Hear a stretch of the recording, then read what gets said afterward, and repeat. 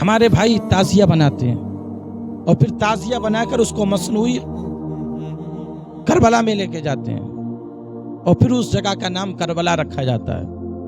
میرے بھائیوں، خدا کے لیے ذرا کبھی تنہائی میں بیٹھو نا، اکیلے میں بیٹھو تو دل کی گہرائی سے سوچنا، جس جگہ کو تم نے کربلا کا نام دیا ہے، کہ 10 محرم کو اس کربلا میں یہی ہوا تھا؟ ارے وہاں لاشیں پڑے ہوئے تھے، لاشیں، کئی 6 مہینے کے علی اصغر کا لاشا، کہیں 18 سال کے علی اکبر کا لاشا پڑا ہوا تھا، قاسم کا شباب پڑا ہوا تھا، اونو محمد کا بچپنا تھا۔ وہاں شہزادیوں کے سروں سے دوپٹے چھین لیے گئے تھے، خیموں میں آگے لگا دی گئی تھی، شہزادوں کے مبارک جسموں پر گھوڑے دوڑائے جا رہے تھے۔ اس وقت امام حسین کا پورا خاندان لٹ گیا تھا مصطفیٰ کے دین کے لیے، اور تم پھر کربلا کا نام دیتے ہو۔ اور کون سی خرافات ہوتی ہے جو تمہاری اس کربلا میں پائی نہیں جاتی؟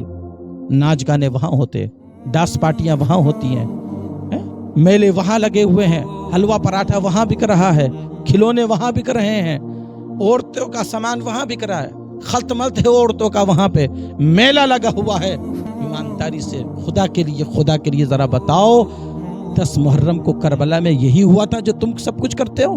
ڈانس پارٹیاں تم کرتے ہو، وہاں پہ ناچ گانے وہاں پر ہو رہے ہیں، ڈی جے وہاں بج رہے ہیں، تمام طرح کی خرافاتیں وہاں ہو رہی ہیں، پھر اس جگہ کا نام تم کربلا کر دیتے ہو۔ خدا کے لیے یہ سارے کام تمہیں 10 محرم کو کرنے کے لیے ملے تھے؟ امام حسین کی شہادت کے دن کرنے کے لیے ملے تھے؟ نہ پیارے نہ، سمجھو یار، وہ 10 محرم کو وہاں کیا حال تھا، اور تم یہاں کربلا کے تمہاری عورتیں جاتی ہیں بے پردہ۔ خدا کی قسم، حضرت زینب کی جب سر سے چادر چھین لی گئی تھی نا، تو جانتے ہو جب ان کو چہرہ چھپانے کے لیے کچھ نہیں تھا تو حضرت زینب نے اپنے بالوں سے اپنے چہروں کو چھپا لیا تھا، اور تمہاری ماں بہنیں بے پردہ، بے حیا اور بے شرم بن کر کے 10 محرم کو جو ہے کربلا میں گھومتی ہوتی ہیں، اور وہاں پہ عیاشیاں اور مکاریاں ہوتی ہیں وہاں پر، اور سارا نام دیا جاتا ہے امام حسین کی شہادت کا دن۔ تم یہ اس طرح سے گزارو گے؟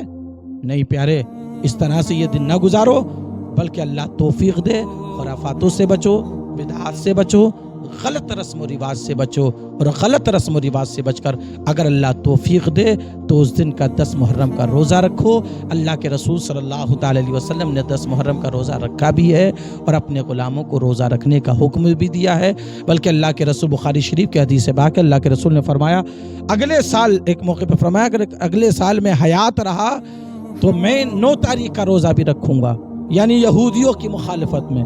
تو آپ اگر اللہ توفیق دے تو 9-10 کا روزہ رکھیں یا 10-11 کا روزہ رکھیں، 2 روزے رکھیں آپ۔ اللہ کے رسول فرماتے ہیں رمضان المبارک کے بعد محرم شریف کے یہ جو روزے ہیں یہ ایسے ہیں کہ ان کا مقابلہ کوئی دوسرا روزہ نہیں کر سکتا، بلکہ اللہ کے رسول فرماتے ہیں جس نے 10 محرم کا روزہ رکھا اللہ تبارک و تعالی اس کے گزشتہ سال کے تمام گناہوں کو معاف فرما دے گا۔